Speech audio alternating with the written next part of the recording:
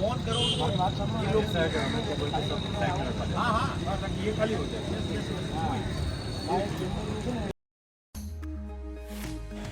દીવમાં ખાણીપીણીની રેકડી ધારકોને અન્ય જગ્યામાં શિફ્ટ કર્યા। દરેક રેકડી ધારકોને જગ્યા મળે તે માટે એડીએમ સાહેબ સ્થળ ઉપર આવી અને માર્ગદર્શન આપ્યું। દીવમાં બંદર ચોક ડીપી બાર પાસે વરસાદના પાણીનો નિકાલ બરાબર થતો ન હોય, જેથી એડીએમ વિવેક કુમાર સાહેબે વિઝિટ કરી અને જરૂરી સલાહ સૂચનો આપ્યા, જેથી પાણીનો નિકાલ થઈ શકે।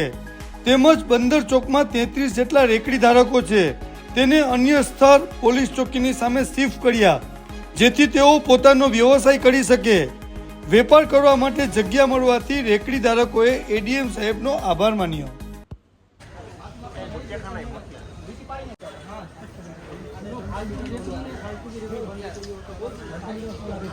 वो अपने घर जाएंगे, यहाँ नहीं रहेंगे। તમે જે રેકડી છે ને જે બંધ છે લોકો કાઢવાનું તો કઈ દીધું એકને પ્રશ્ન કામ કરો એકને વાત કરતા એકને પ્રશ્ન